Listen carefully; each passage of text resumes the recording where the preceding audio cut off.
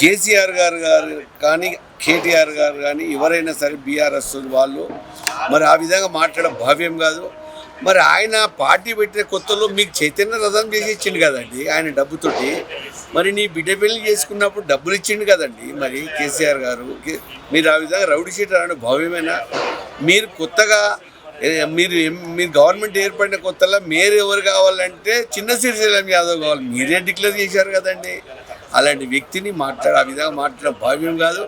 బీసీలను అందరినీ అన్నంత మాట అది మీరు వాపసు తీసుకోవాలి. అట్లంటే మేము ఊరుకోము. అదేవిధంగా ఆయనతో పాటు నేను కూడా దాదాపు ఒక 30 సంవత్సరాలు టీడీపీలో పనిచేశానండి. టీడీపీలో పనిచేసేటప్పుడు కూడా చంద్రబాబు నాయుడు గారు నీకు ఎమ్మెల్సీ ఇద్దామనుకుంటే చిన్న శ్రీశైలం యాదవ్ అంటే నాకు ఎమ్మెల్సీ అవసరం లేదన్నా, నా ప్రజలకు నా జూబ్లీస్ నియోజకవర్గం ప్రజలకు పేదవాళ్ళకు పట్టాలు ఇవ్వండి అని అంటే 30,000 పట్టాలు కలెక్టర్తో మాట్లాడి 30,000 పట్టాలు ఇప్పించిన శ్రీశైలం యాదవ్. అదేవిధంగా అక్కడ నీళ్లు లేని వాళ్ళందరికీ నీళ్ళు ఇప్పించాడు.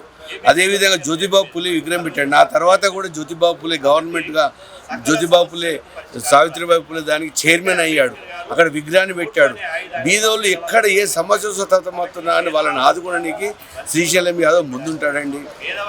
మరి ఆ విధంగా రౌడీ షీట్ అనడం మాత్రం మేము ఒప్పుకోము.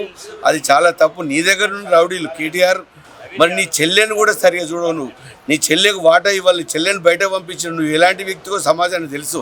కానీ మేము మాత్రం 136 కుల సంఘాల ఏకతాటిపైకి వచ్చి మేము ముఖ్యమంత్రి గారిని అడిగామండి. ముఖ్యమంత్రి గారు బీసీ అభ్యర్థికి ఇవ్వాలి సార్ టికెట్ అని మేము అడిగాము. మా సీనన్న గారు మేము అడిగితే ఇమీడియట్గా రాహుల్ గాంధీతో మాట్లాడి నేను 2-3 రోజుల టైం ఇవ్వండి, నేను అక్కడ బీసీ అభ్యర్థికి ఇచ్చే ప్రయత్నం చేస్తారని ఇచ్చిండు. ఇచ్చినప్పుడు మహేష్ కుమార్ గౌడ్ గారు అదేవిధంగా పొన్నం ప్రభాకర్ గారు వాళ్ళ కృతజ్ఞతలు తెలియజేశాము. ఇప్పుడు కూడా వాళ్ళు ఇచ్చారు కాబట్టి మేము బీసీ అభ్యర్థి గెలిపించడానికి కృషి చేస్తాం. ఖచ్చితంగా 1,00,000 ఓట్లతోటి నవీన్ యాదవ్ గారికి గెలిపిస్తున్నామండి. రైట్.